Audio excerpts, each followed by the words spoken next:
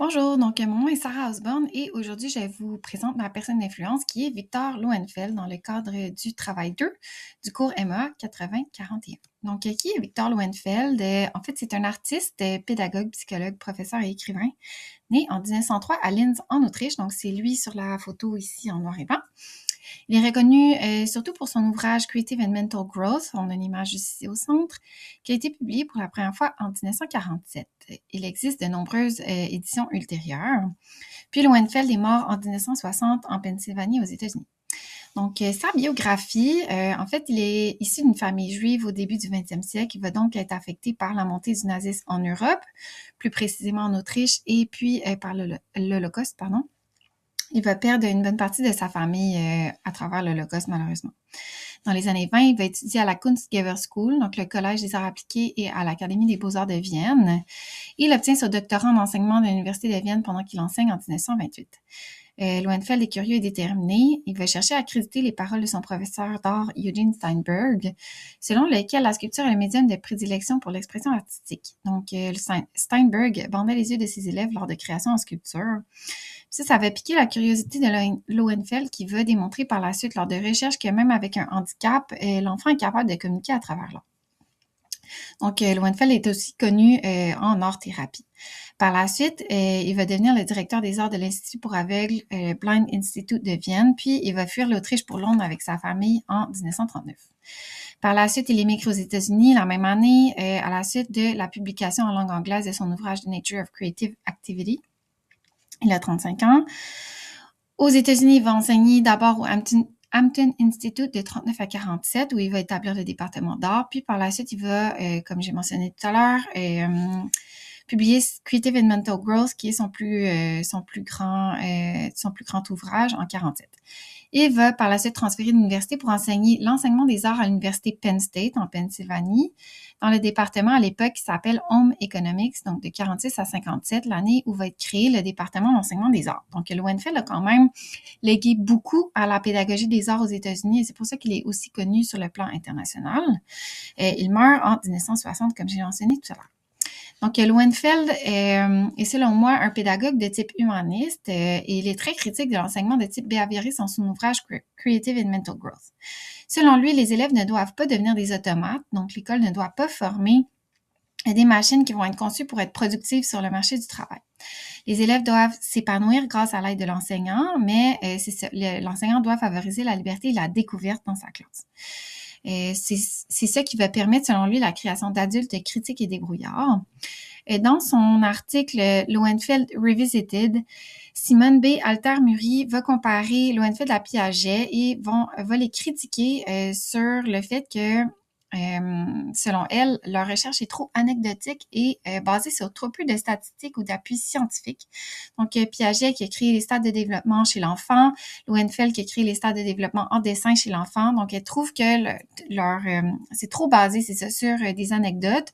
On sait que Lowenfeld s'est basé sur les stades de développement de son enfant pour créer ces stades de développement de dessin chez l'enfant. Donc, c'est pas basé sur beaucoup de statistiques, c'est basé sur beaucoup d'observations, mais c'est là où, selon elle, il y a une faiblesse. Donc, Lowenfeld a vécu beaucoup d'éloges dans sa vie, mais aussi beaucoup de critiques. Puis, Lowenfeld est influencé évidemment par plusieurs penseurs européens du 20e siècle, donc Friedrich Froebel, Karl Kraus, Franz Zizek, qui était un professeur d'art qui n'autorisait aucune œuvre d'art d'adulte dans sa classe. Donc, ça a beaucoup marqué Lowenfeld. Qui croit que l'enfant ne doit pas être influencé là, par l'adulte ou par des influences là, extérieures à l'enfant. Donc, l'enfant doit vraiment être dans la créativité pure de par lui-même.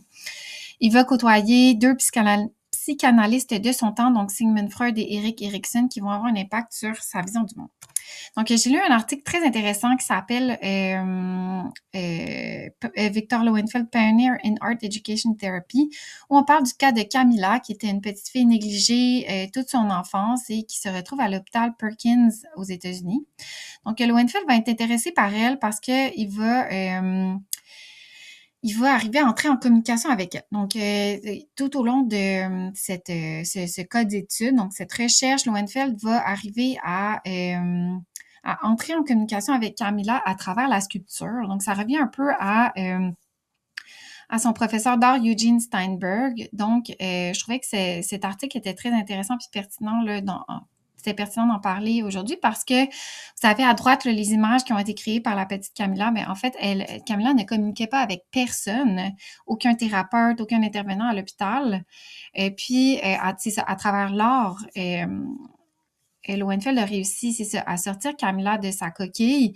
Puis, c'est ça, elle arrive à communiquer, tu sais, OK, je tiens une pomme, je suis assise. Donc, c'est vraiment Lowenfeld qui va la faire sortir de sa coquille. Puis, par la suite, va se détacher tranquillement, pas vite, puis va permettre à des thérapeutes d'embarquer puis à communiquer avec elle. Donc, je trouvais que cet article était très intéressant. Puis, ça prouve le pouvoir de l'art.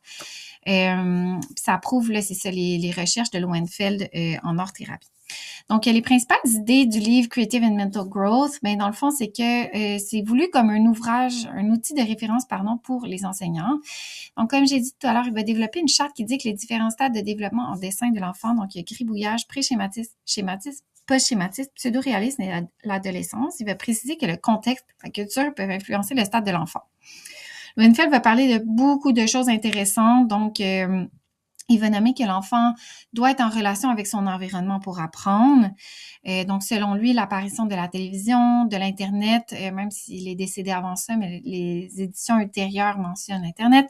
Donc, toute la technologie va nuire à l'enfant. Donc, l'enfant doit être en lien avec la nature et son environnement pour se développer à son plein potentiel. Selon lui, les enfants doivent avoir une expérience positive à l'école pour apprendre.